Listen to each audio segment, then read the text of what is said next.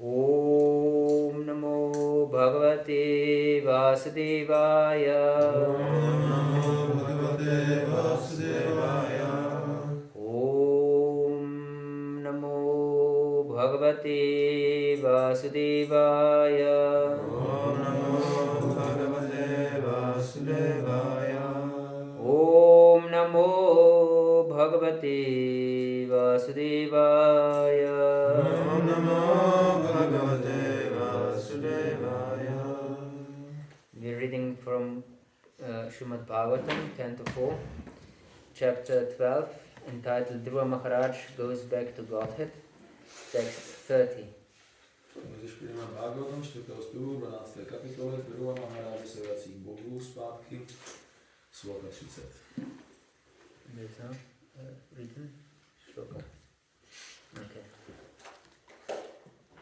Tatotanāpadah putro dadarshāntakam mrityurmurdni padam dattva arurohadvutam griham.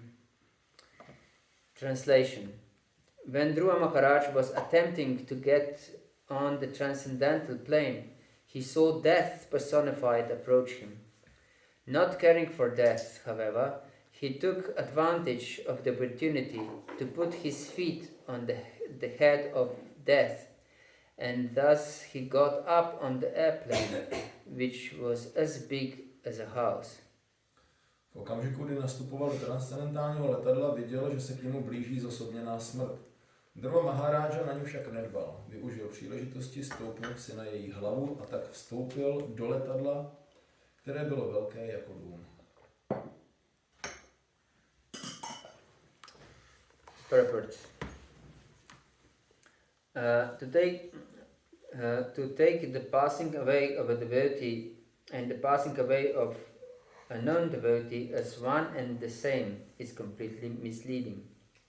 While ascending the transcendental airplane, Dhruva Maharaj suddenly saw death personified before him, but he was not afraid. Instead of death's giving him trouble, Dhruva Maharaja took advantage of death's presence and put his feet on the head of death. People with poor fund of knowledge do not know the difference between the death of a devotee and death of a non-devotee. In this connection, an example can be given. A cat carries its kittens in its mouth, and it also catches a rat in its mouth. Superficially, the catching of the rat and the kitten appear to be one and the same, but actually they are not. When the cat catches the rat in its mouth, it means death for the rat. Whereas when the rat catches the kitten enjoys it. When Dhruva Maharaj boarded the airplane, he took advantage of the arrival of death personified, who came to offer him obeisances. Putting his feet on the head of death, he got up on the unique airplane, which is described here to be as big as a house, griham. There are many other similar instances in Bhagavata literature. It is stated that when Kardama Muni created an airplane to carry his wife Devahuti all over the universe, the airplane was like a big city carrying many houses, lakes and gardens. Modern scientists have manufactured big airplanes, but they are packed with passengers who experience all sorts of discomforts while riding in them. Material scientists are not even perfect in manufacturing a material airplane. In order to compare to the plane used by Kardama or the plane sent from Vaikuntha-loka, they must manufacture an airplane equipped like a big city with all the comforts of life, lakes, gardens, parks, etc. Their plane must be able to fly in outer space and hover and visit all other planets. If they invent such a plane, they will not have to make different space stations for fuel to travel into outer space. Such a plane would have an unlimited supply of fuel, or like the plane from Vishnuloka would fly without it. Význam. Myslet si, že když oddaný a neoddaný opouštějí tělo, jedná se o totéž, je naprosto mylná představa. Když Dhruva Maharaja nastupoval do transcendentálního letadla, náhle před sebou uviděl zosobněnou smrt, ale vůbec se jí nebál. Místo, aby mu smrt dělala potíže, využil její přítomnosti a stoupl si ji na hlavu. Lidé s nedostatečným poznáním si neuvědomují rozdíl mezi smrtí oddaného a smrtí neoddaného. V této souvislosti je vhodný příklad kočky, která v tlamě nosí svá koťata a také do ní chytá myši. Když chytí myš, na první pohled to vypadá stejně, jako když nese kotě, ale ve skutečnosti je jiná. Ale skutečnost je jiná. Když kočka chytí myš, pro myš to znamená smrt. Když však uchopí do zubu své kotě, pro kotě je to příjemný zážitek. Když Dhruva Maharaja nastupoval do letadla, využil toho, že mu zosobněná smrt přišla vzdát svoji úctu. Stoupil si ji na hlavu a tak vstoupil do jedinečného letadla, které bylo podle tohoto verše velké jako dům, Grham. V Bhagavatamu je mnoho takových příkladů. Je řečeno, že když Kardama Muni stvořil letadlo pro svoji ženu Devahuti, se kterým pak oba cestovali po celém vesmíru, podobalo se velkému městu. Byly v něm domy, jezírka i zahrady.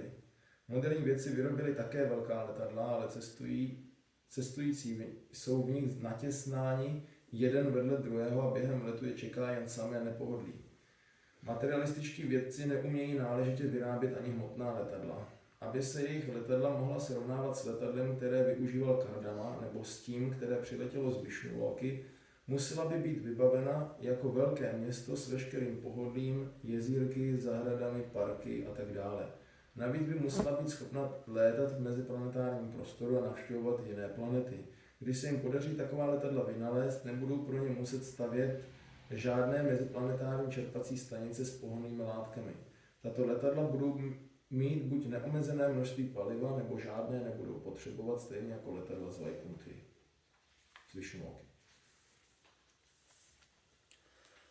Om Jnanatimirandasya Gyananjanashalakaya Chakshurun Militam Yena Tasmai Shri Gurave Namaha Shri Chaitanya Manobishtam Stapitam Yena Bhutale Swayam Rupa Kadamahyam Dadati Swapadantikam Vandeham Shri Guru Shri Utapatakamanam Shri Gurun Vaishnavamscha Shri Rupam Sagrajatam Sahagana Raghunatanvitam Tam Sajivam Sadvaitam Savadutam Parijana Sahitam Krishna Chaitanya Devam Shri Radha Krishna Padan Sahagana Lalita Shri Vishakhanvitamscha He Krishna Karuna Sindhu Dinabandho Jagatpati Gopesha Gopika Kanta Radha Kanta Namostute Tapta Kanchana Gaurangi Radhe Vrindavaneshwari Vrishabhanu Sute Devi Pranamami Hari Priye Vanchakalpatarubhyascha Kripa Sindhu Bhivacha Patitanam Pavanebhyo Vaishnavebhyo Namo Namaha Shri Krishna Chaitanya Prabhu Nityananda Shri Advaita Gadadhara Srivasadi Gaura Bhakta Vrinda Hare Krishna Krishna Krishna Hare Hare Hare Rama Rama Rama Hare Hare Hare Krishna.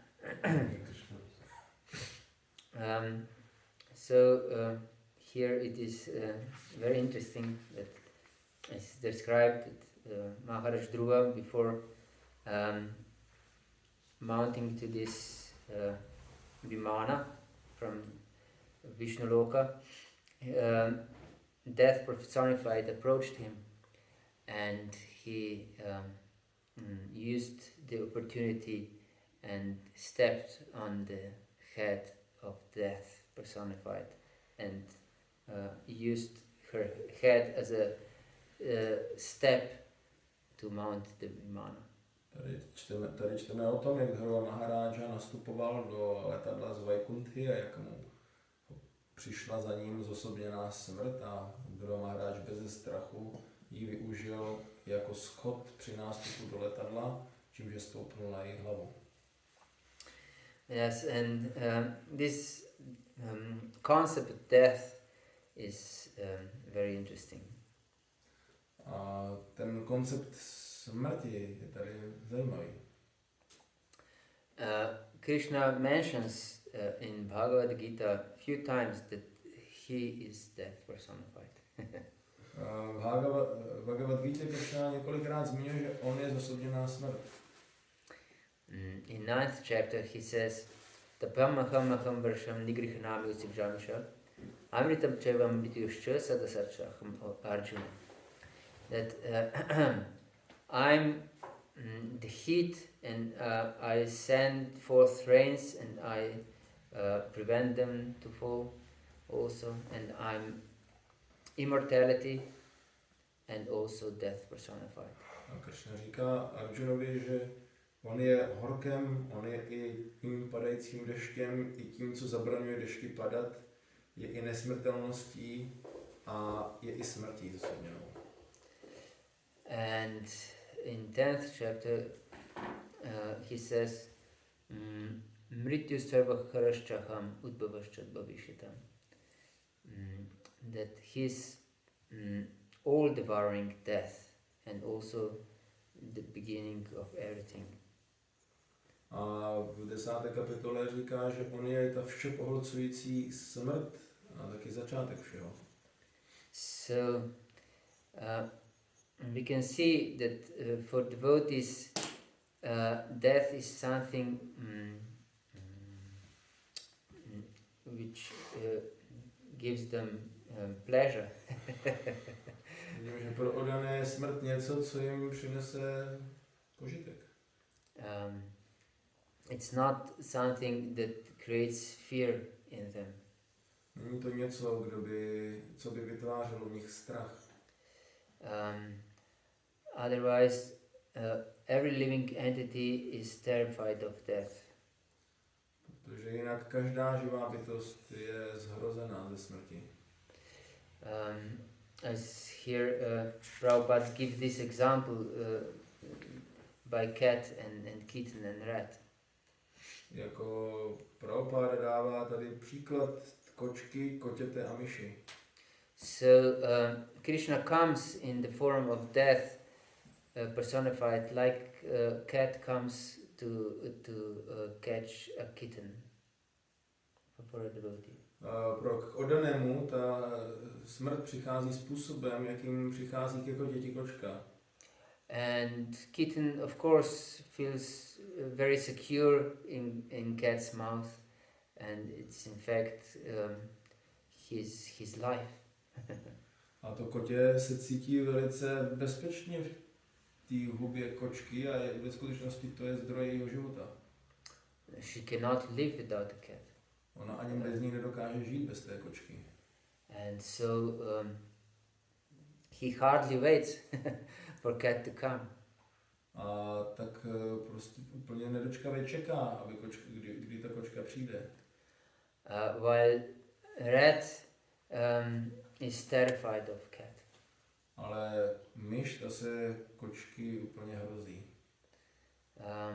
And when cat catches the rat, this is death for her. A když kočka tu myš chytne, tak to je pro ní smrt. So it is the same for materialists and devotees.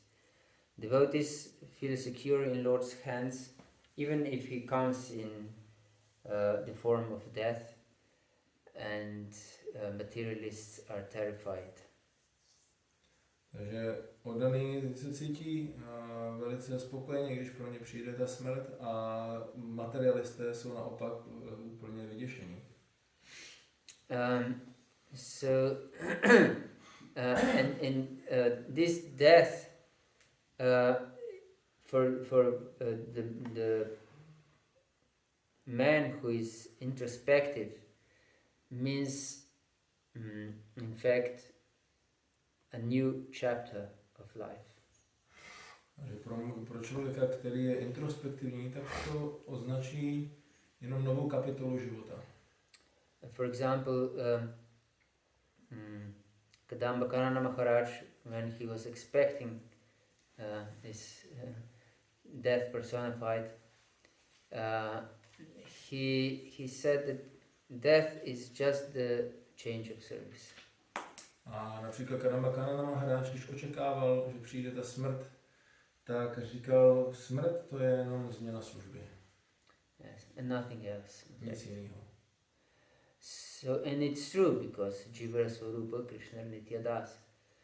In whatever position we are, we always serve Krishna. A tak to je, my ať už jsme v jaký Jivara Swarupa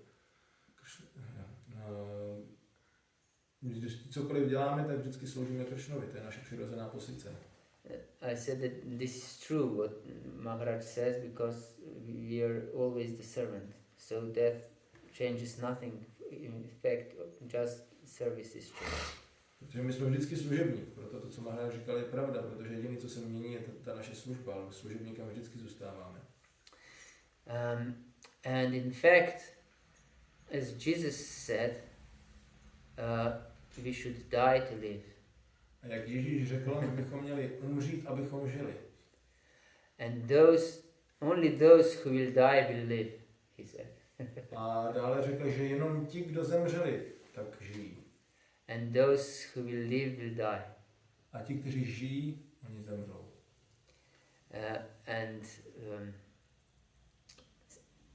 As long as I didn't read Prabhupada's books, I couldn't understand this statement. A dokud jsem nezačal číst Prabhupádovy knihy, tak jsem tady tento výrok nedokázal pochopit. And I knew I didn't know anyone who would understand this statement. A ani jsem nikoho neznal, kdo by to nerozuměl. How if you die you will live, and how if you live you'll die. Jak to je, že když umřeš, tak začneš žít, a když žiješ, tak umřeš. But this is true. If we live in this world, that means we are already dead. A to je pravda, pokud žijeme v tomto světě, tak už jsme prakticky mrtví.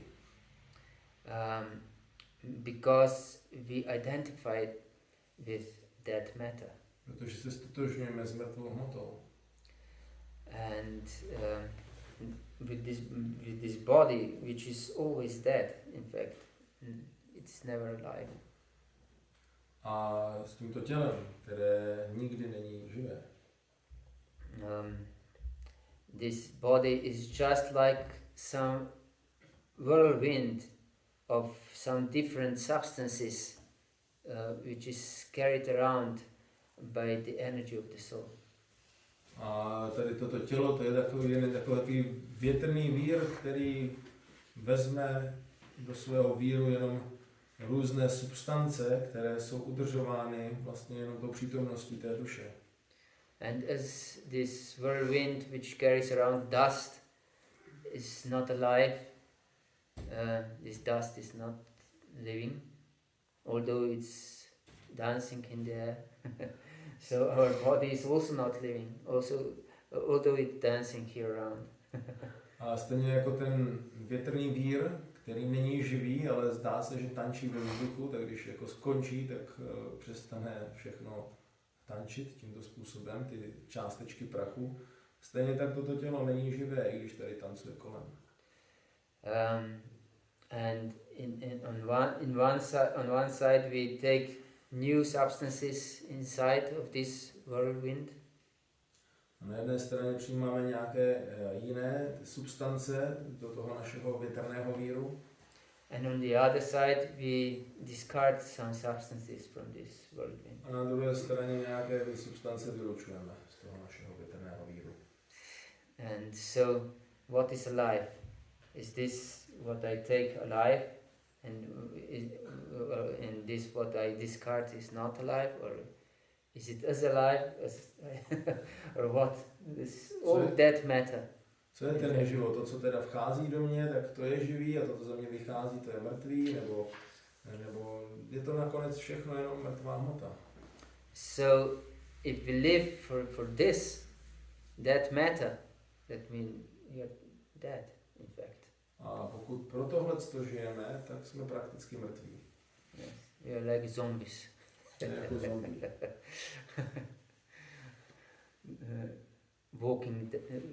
Walking dead bodies.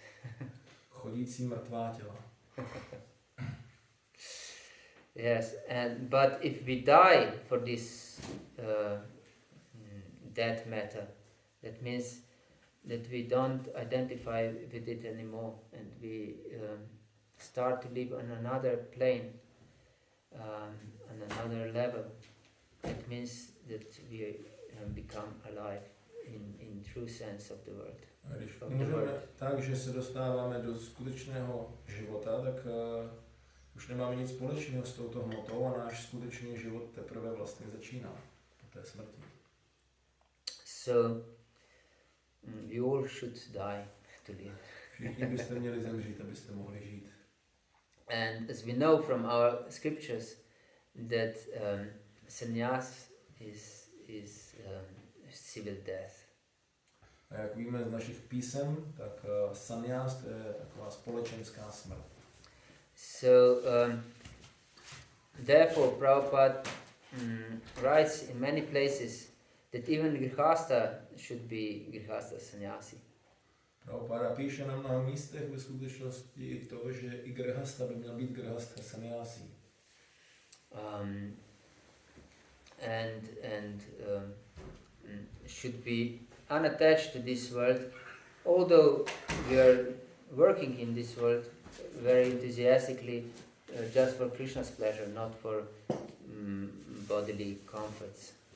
A měl by být fungovat v tomto světě velice nadšeně, i když ne kvůli tělesnému komfortu. And this was also what Krishna was teaching Arjuna all the time. A to je vlastně, co Arjunu učil Krishna celou tu dobu.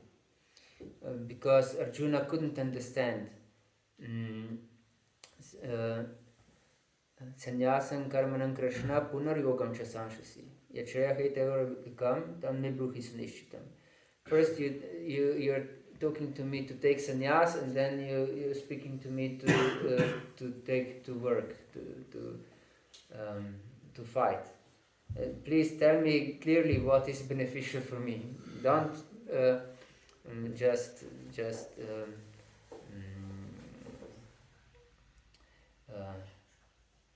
how it's called, bewilder me. A Arjuna to vůbec nemohl pochopit tady tento bod, že po něm Krishna pořád říká, že se má zříct jako činností a pořád po něm je zase chceš, abych bojoval, tak jako řekni mi jasně, co teda chceš, a nemať mě pořád tady těmi dvojsmysly. He says, nityam sannyasi, how it's called? Yes, nityam sannyasi. Sannyasi. Yona dveshti naganshati, nirnandvo himahabaho sukam bandhat pramuchati. Gyak sanitya sannyasi. Yes, gyak sanitya sannyasi, yona dveshti naganshati. That you should know that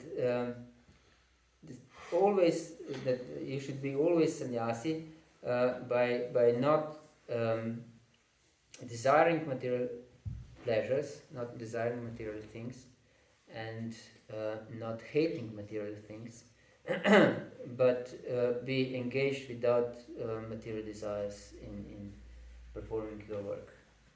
A Krishna mu říká, že věc, že sannyásím budeš v případě, že nebudeš připoután k hmotným věcem, ale zároveň budeš vykonávat nadšeně svoji práci. So we should die to live. Proto bychom měli umřít, abychom žili. In this connection, Prabhupada cites not here, but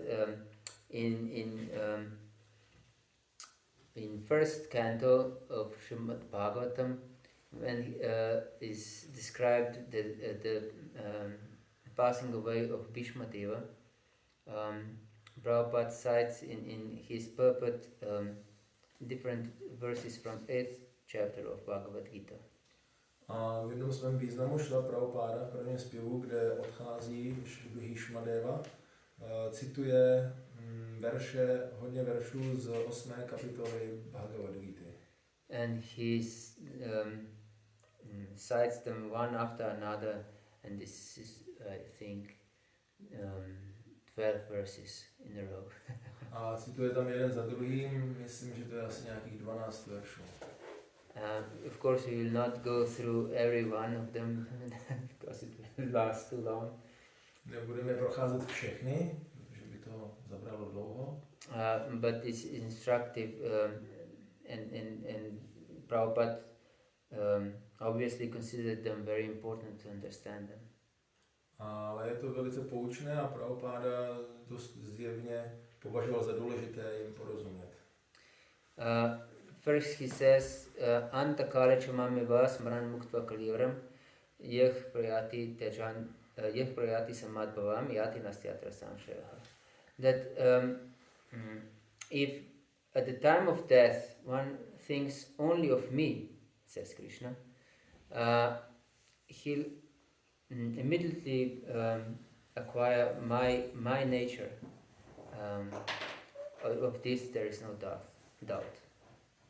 A prvním z nich je Antakále Čamám Eva verš, kde Kršna říká, ten, kdo v okamžiku smrti myslí jen na mě, tak dosáhne mého stavu bytí a o tom není žádná pochybnost. Yes. We usually translate he comes to me, but in fact he says madbhava. He attains my bhava, my nature. That means we become in nature. That means we purify our nature and become completely like Krishna. A někdy se to překládá jako, že dojde ke mně, a specificky tam řečeno madbhavam, že vlastně rozvine tu existenci, jako mám já, takovou povahu, a že vlastně bude mít ta osoba takovou povahu nebo kvalitu jako Kršna. And then it explains next verse. Yam yam vapismaram bhavan tyajantyante kalevram tam tam aveti kaunteya sadata bhavata. Whatever state of existence one thinks of at the time of death, this state of existence he will definitely attain. A další verš je Yam yam vapismaram bhavan, a to je, že ať už člověk vzpomíná v okamžiku smrti na cokoliv, tak takového stavu bytí dosáhne. And this is very important to understand. To je velice důležité pochopit. Maybe I already once was explaining this verse here, but I think it is important to for our understanding to, even if I repeat, it's not something bad. Možná už jsem tady o tom verši mluvil, nejsem si jistý, ale je to velice důležité, takže i kdybych se opakoval, tak na tom není nic špatně. Because many people think that death is some kind of miracle. Have I explained this? Yes. Yeah. At the beginning, yeah. Okay. Then I will not go into details. Mnoho lidí si myslí, že smrt je nějakým druhem zázraku. Yes. So if we are not serious enough in this in our sadhana, in our spiritual life, we will definitely not be able to think of Krishna at the time of death. Pokud nejsme dostatečně silní a upřímní v naší sádhaně, důslední, tak definitivně nebudeme schopni si vzpomenout na Kršnu v okamžiku smrti. And why you think it's like this? Why we couldn't remember Krishna at the time of death? A proč to tak je? Proč si myslíte, že to tak je? Že nebudeme schopni se na Kršnu vzpomenout? If we are not fixed in our sadhana. Když nejsme upevněni v naší sádhaně. Because the mind is not trained to think about Krishna in the time of life. Yes. Protože mysl není trénovaná, myslet na Kršnu během života. We are not trained to think of Krishna. This is one point. And if we don't train our mind to think of Krishna, that means that our focus is also elsewhere. Takže nejsme vytrénováni myslet na Kršnu, to je jedna věc, a zároveň, když na toho Kršnu tedy nemyslíme, to znamená, že to zaměření naší mysli směřuje jinam. In other words, we train our mind to think of other things. Jinými slovy, ta mysl je vytrénovaná myslet na jiné věci. And we devote our life to other things. A věnujeme svůj život jiným věcem.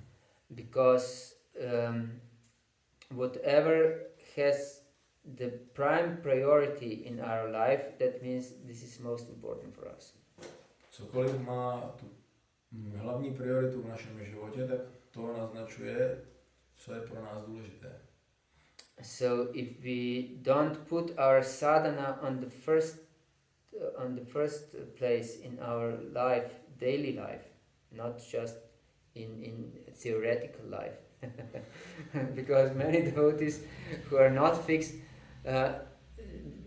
they put spiritual life as first thing, but just theoretically. Proto je důležité umístit tu sádhanu na první místo v našem životě, v praktickém životě, nejenom teoreticky, protože mnoho oddaných má to pochopení, ano, duchovní život, sádhana, to je to nejdůležitější v mém životě, ale je to jenom v jejich představách. Yes, so if we really take it for our first priority, that means that is the first thing in our day and the last thing in our day and also in between. Když je to priorita naše, tak je to první věc, která nás zajímá, tak je to poslední věc, která nás ten den zajímá, a během dne je to taky to hlavní, co nás zajímá. And the time that we spend with Krishna, especially chanting of his holy names and reading his books, should be really quality time, not something that we focus on other things too. A ta doba, kterou trávíme s Kršnou, když zpíváme nebo čteme a tak dále, tak by to měl být kvalitně strávený čas. Ne, že přitom děláme ještě spoustu dalších věcí. Because I have seen devotees who work at least two things during chanting. Vidím, oddaní dělají často dělají aspoň dvě věci, ještě při tom zpívání stíhají. They do something and for example they're pushing something and at the same time they're scrolling through the phone and chanting it together. Třeba něco tlačej, do toho mají v druhé ruce telefon, tam scrollujou na obrazovce a do toho drží džapu a nějak čantujou. So this is not priority chanting. Takže to není zpívání s tou prioritou. So when we chant, we just chant. Když zpíváme, tak prostě jenom zpíváme. And nothing else. A nic jiného. Yes. Our phone should be far away from us and switched off. Náš telefon by měl být od nás daleko a vypnutý. Don't forget this. Tohle nezapomeňte udělat. Yes, because this is the most deadly distractor. To je ten nejsmrtelnější odvaděč pozornosti. Yes. So if we don't train our mind to be completely focused on the holy name and other sadhana, then we will not be able to think of Krishna at the time of death. Když nebudeme trénovat naši mysl, aby jsme mysleli na Kršnu v prostřednictvím té sádhany, tak potom pro nás nebude možné vzpomínat na něj v okamžiku smrti. Because when we feel perfectly well, we cannot focus on Krishna. Protože když se cítíme velice dobře, tak se nedokážeme soustředit na Kršnu. How can we think on Krishna with focus if we don't feel well? A jak se potom dokážeme soustředit na Kršnu se soustředěním, když se nebudeme cítit dobře? We can see even if we have a little fever, it's much harder to focus really on Krishna than when we are perfectly well. Můžeme vidět, že i když máme nějakou malou horečku, tak je daleko těžší se soustředit na Kršnu, když jsme zdraví. So what to speak if all our bodily parts stop functioning? A co potom říci, když nám různé tělesné části přestávají fungovat? How can we think of Krishna with undivided mind? Jak budeme schopni myslet na Kršnu s neodchylenou myslí? So that's why we need this focused sadhana. Proto potřebujeme tuto velice silnou sádhanu. And that's what is Krishna explaining also in other verses of this 8th chapter. A to je, co Kršna vysvětluje i v dalších verších této kapitoly. He says, Tasmat sarveshu kareshu mama nusmaru yudyacha marpita manobuddhira mama vaishasya samshaya. Therefore, because you are kshatriya, you should think of me and fight. And then you will come to me without doubt. A Kršna říká, Tasmat sarveshu kareshu, ty, jelikož jsi kshatriya, tak musíš bojovat, ale přitom mysli na mě a tak ke mně bez pochyby dojdeš. And since you cannot be always in samadhi to always think of me because you are conditioned soul, he's in our role, of course, Arjuna. A jelikož nemůžeš být neustále v samádhi, protože jsi podmíněná duše, Arjuna hraje jakoby roli za nás. Then he continues, Abhyasa yoga yuktana chetasana nigamina paramam purusham divyam yati partana chintan. So you should devote yourself to Abhyasa yoga, this training of your consciousness, A proto by se směl oddat Abhyasa józe, což je yoga, trénování našeho vědomí. Yes, and always focus with this training on Krishna. A neustále se soustředit na tady ten výcvik s Kršnou. So if we follow this process explained by Krishna, then he explains later, I will pass a few verses. Ananya chitak satatam yomam smarati nityasha tasyaham sulabhak bhakta nitya yuktasya yogina. That if we are trained to think like this on Krishna, then we will easily attain him. A přeskočím pár veršů a tam potom Kršna říká, že pokud budeme takto vytrénováni v myšlení na Kršnu, tak pak ho můžeme dosáhnout velice snadno. And only those who think that he continues can achieve me and never come back to this world. A pouze ti, kteří takto pokračují, tak můžou mě dosáhnout a nikdy se nevrátit do tohoto světa. Mamu pitya punarjama dukkhalayam shashvatam napnuvantim mahatmanam samsiddhim paramam gata.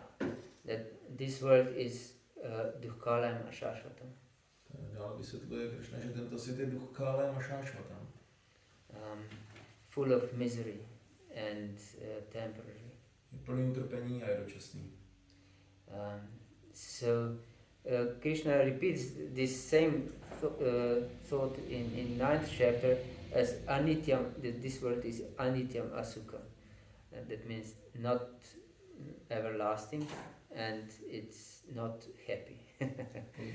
with other words, but the same statement. Vysvětluje, že tento svět je anityam asukham, že tento svět je dočasný a není vůbec šťastný. A vlastně jsou to jenom jiná slova, ale znamenají to též.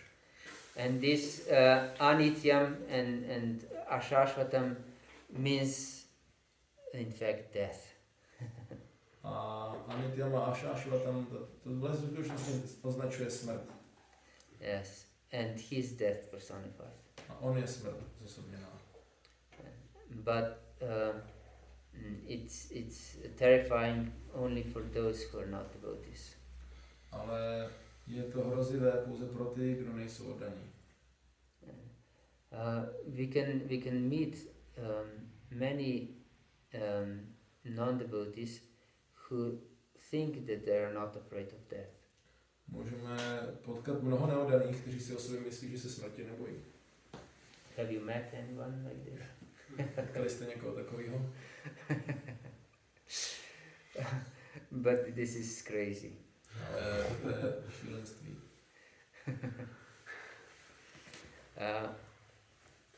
We can put him on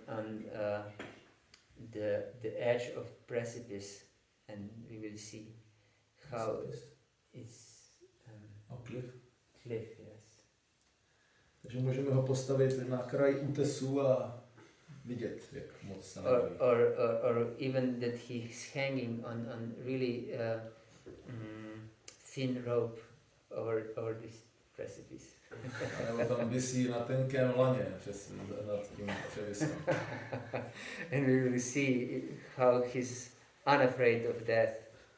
A pak uvidíme, jak se nebojí smrti. And we can also give him a little push. Můžeme ho trošku ještě pošťouchnout. And we will see how he's composed and unafraid. A uvidíme, jak je vyrovnaný a nebojácný. Yes. So in reality, everyone is afraid of death. V skutečnosti každý se bojí smrti. But death for devotee is merciful. Ale smrt pro oddané je milostivá. Yes. We just change our service and that's it. Jenom změníme svou službu a je to. Yes. So we shouldn't see death as our deliverer.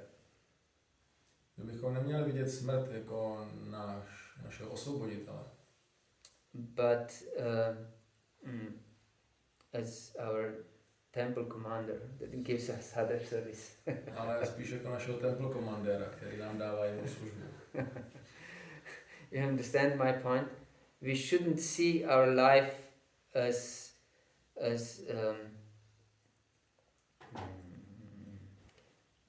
imprisonment. It's in fact devotees are not imprisoned. Devotees are put in whatever position they are in. They are put in this position just to serve Krishna. Že bychom, ten bod je, že bychom neměli svůj život vidět jako nějaké uvěznění. Oddaný není uvězněný, oddaný vidí jenom ten daný život, tu situaci, do které je vložen jako specifickou příležitost sloužit Krishnovi. And if we see this our position in this perspective, then in whatever position we are just perfectly situated according to Krishna's desire that I can serve him in this situation. Krishna has some purpose for me to be in this situation, just that I can serve him. A máme přesvědčení, že jsme nacházíme v té dané situaci přesně jenom kvůli tomu, že Krishna nám dal takovou situaci, že ve kterému máme sloužit, takže to je perfektní příležitost, jak Krishnovi sloužit v této dané situaci, ve které se nacházíme. And that's all. To je všechno. So, thank you very much. Hare Krishna. Is there any question or comment?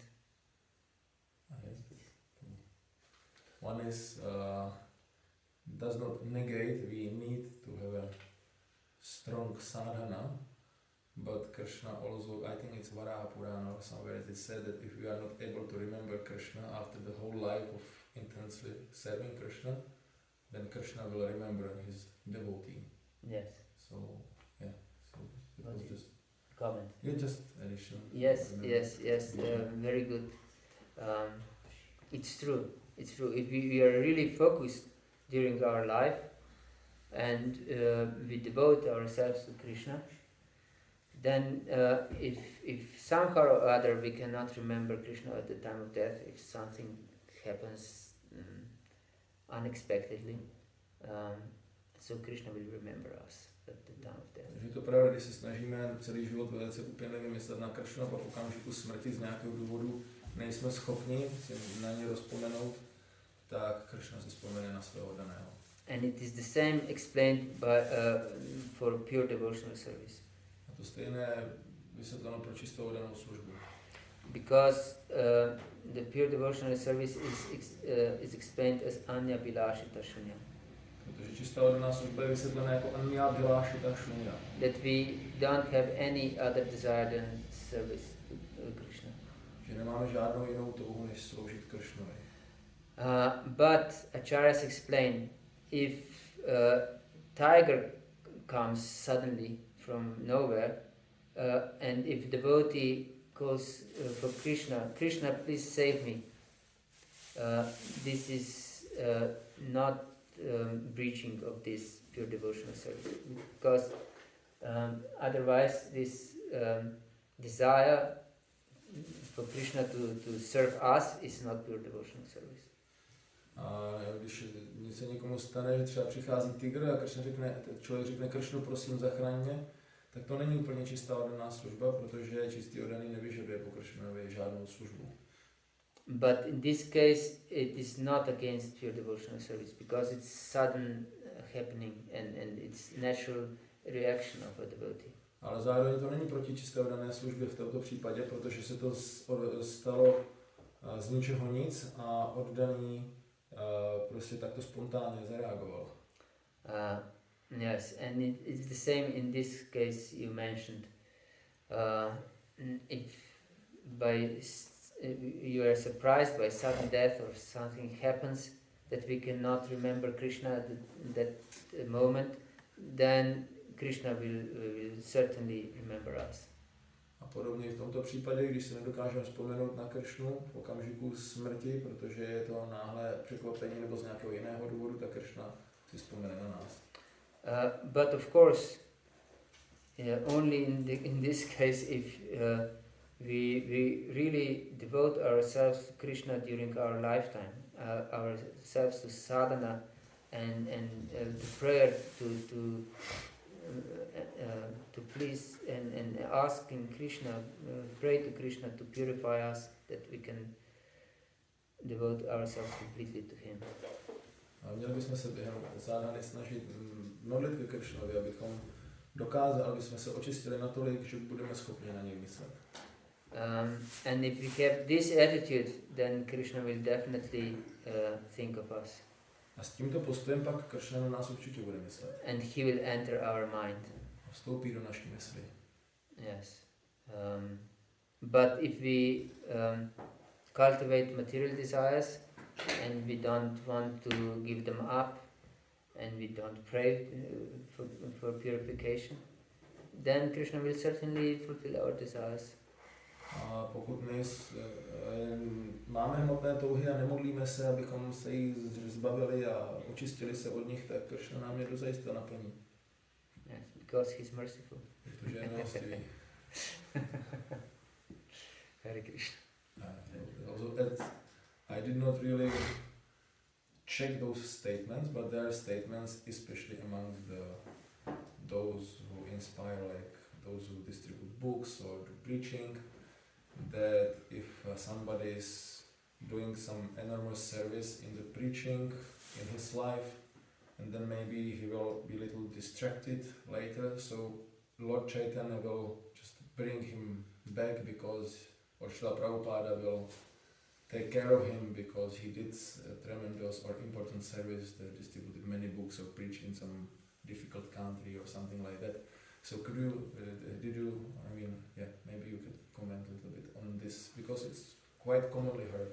Yes, and it's heard also in this connection that there were Prabhupada's disciples who went astray very much and in a sinful life, and then at the time of death Prabhupada personally came to them. Tady jsou jakoby výroky, že když někdo třeba rozdává knihy nebo káže za nějakých těžkých okolností nebo dělá nějakou takovou výjimečnou službu a potom třeba se odchýlí, tak prostě přesto dostane milost buď Prabhupády nebo Pána Chaitanya. A jsou tady, jako říká se i to, že někteří Prabhupádovi žáci, kteří odešli úplně od dané služby až do úplně hříšného života, tak potom v okamžiku smrti Prabhupáda se jim osobně zjevil. But as far as I understand Shastra and also Acharyas, what are their statements, if Prabhupada comes or one performs great service, then, but he has some material desires, then he will be definitely put in a very good position for service in his next life. Co moje pochopení je, že když někdo má tady takovou tu situaci a udělal nějakou velice důležitou nebo přínosnou službu, která je oceněna a v okamžiku smrti ale má různé další touhy, tak definitivně dostane velice dobré příležitosti v příštím životě, aby mohl vykonávat službu. And it's also explained by Krishna in 6th chapter of Bhagavata-dharma that such elevated person will take birth in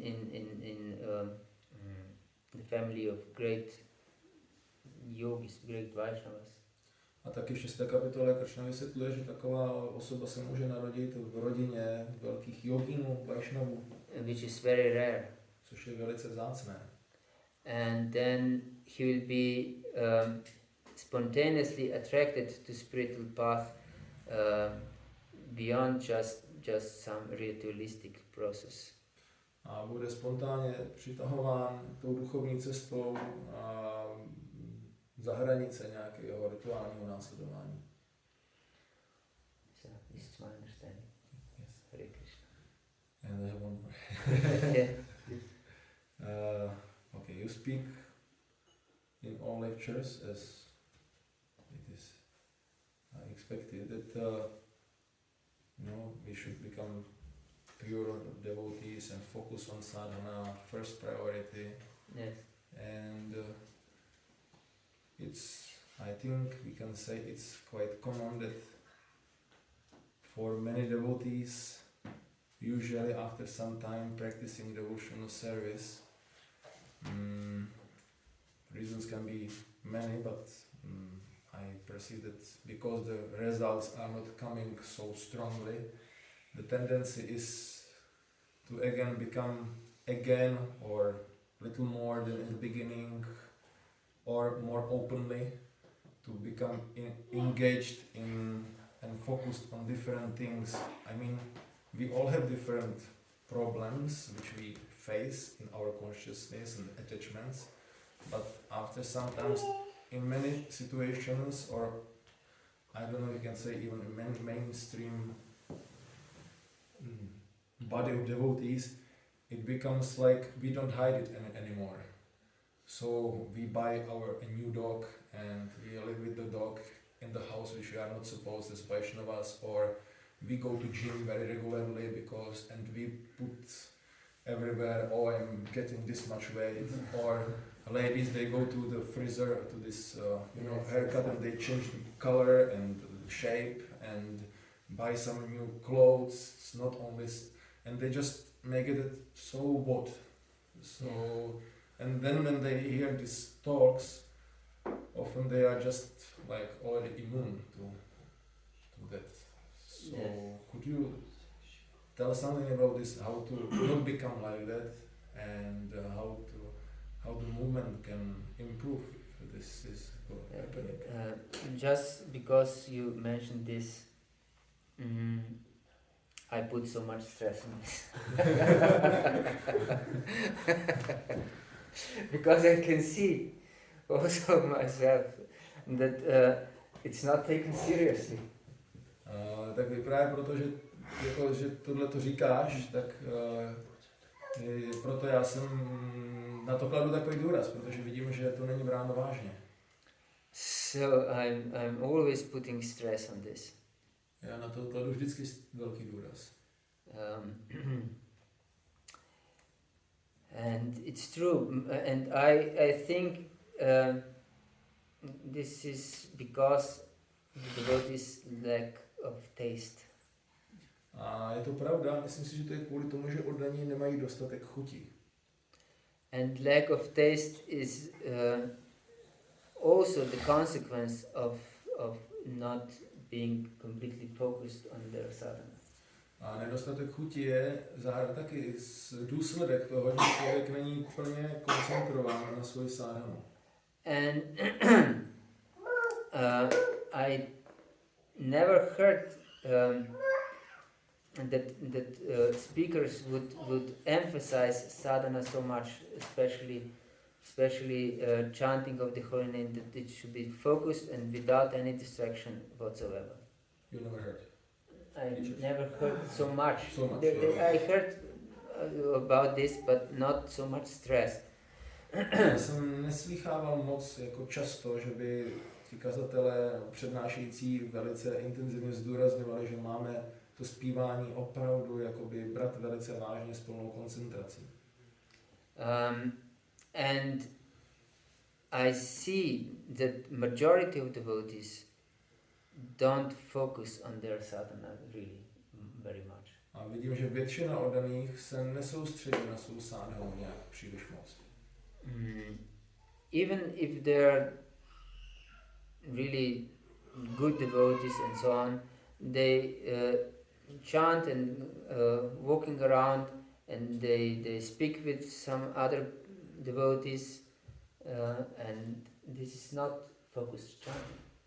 A dokonce, když jsou to dobří oddaní, tak čentují, chodí kolem, mluví přitom s ostatními, ale to není koncentrované zpívání. Yes, because concentrated chanting is just to sit down or even walk, but not to do anything, not to speak to anyone, not to see any. I mean, of course we can see, but not to relate to anyone. Ale koncentrované zpívání je, že si sedneme, no, možná třeba i chodíme, ale prostě nic jiného neřešíme, s nikým nemluvíme, nevztahujeme se k nikomu přitom. If we're not so dedicated to chanting, how can we develop any taste? Když nebudeme tomu zpívání tak jakoby oddání, tak jak můžeme vyvinout tu chuť?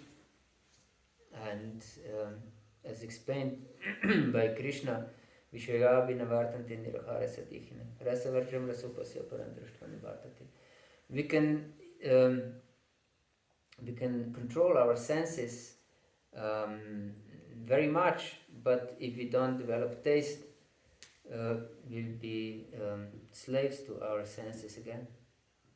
Můžeme se snažit kontrolovat naše smysly, ale pokud nevyvineme tu vyšší chuť, tak se zase propadneme jim. And if we commit offenses to the holy name, it's impossible to get any even fraction of a taste. Pokud děláme přestupky vůči svatému jménu, tak je nemožné získat i třeba zlomek chuti. Especially if we criticize devotees. Zvláště když kritizujeme oddané. And you mentioned this social media and so on. And this is breeding place for criticizing devotees. A ty sociální média, které byly zmíněny, tak to je jako Rodiště. Cože? Rodiště. Rodiště je to prostě místo, kde ta kritika jede naplno. Yes. So there's so much of criticism going on. So how can one develop any kind of taste? A tam tolik kritiky probíhá na všech frontách, tak jak člověk může potom rozvinout jakoukoliv chuť. Even if we don't criticize devotees, you just see this criticism is also offensive. A i když je nepomlouváme, jenom vidíme tady tuto kritiku, tak už to samotné je ofenzivní. So as described by our acharyas and our scriptures. To je popsáno našimi áčáry v našich písmech.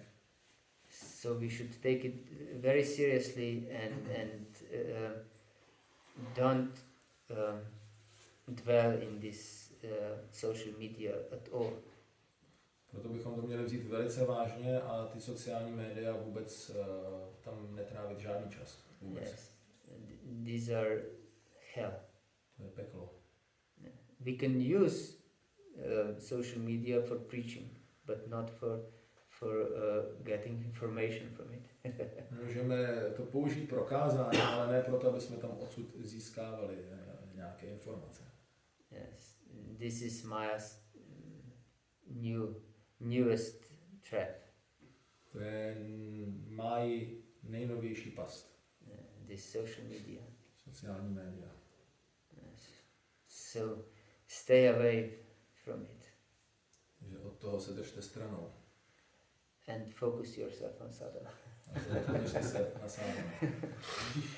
Hare Krishna. One more practical thing. Yes. Okay, I understand it's best to wake up early in the morning, finish all rounds before we get distracted. Yes. But later we also, during the day, so when we chant some extra rounds or something, Yes. that we can, because we see Prabhupada always walked everywhere he was with his bead bag, and whenever he got the time, he chanted some little some mantras, Yes. and devotees they also accepted this style. So this is acceptable. Yes, of course. Our prescribed rounds, that means whatever standard we have, that is completely focused.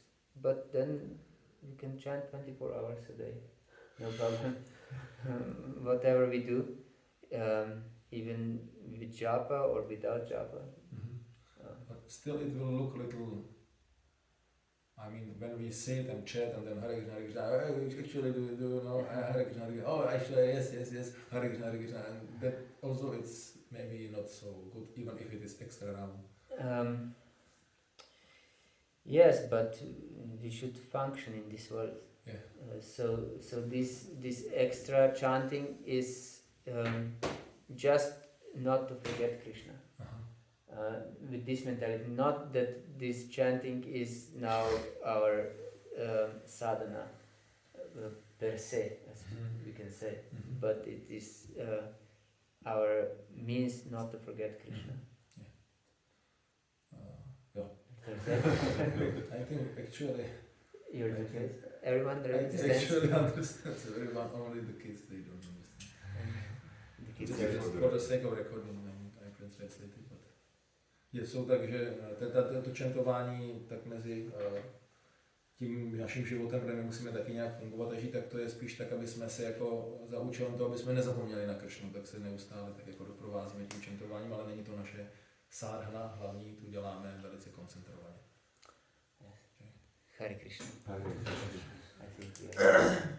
Thank you very much for your attention. Shri Prabhupada ki, Gaur Bhakta Vrinda ki, Shri Krishna Balaram ki, Jai. Nitai Gaur.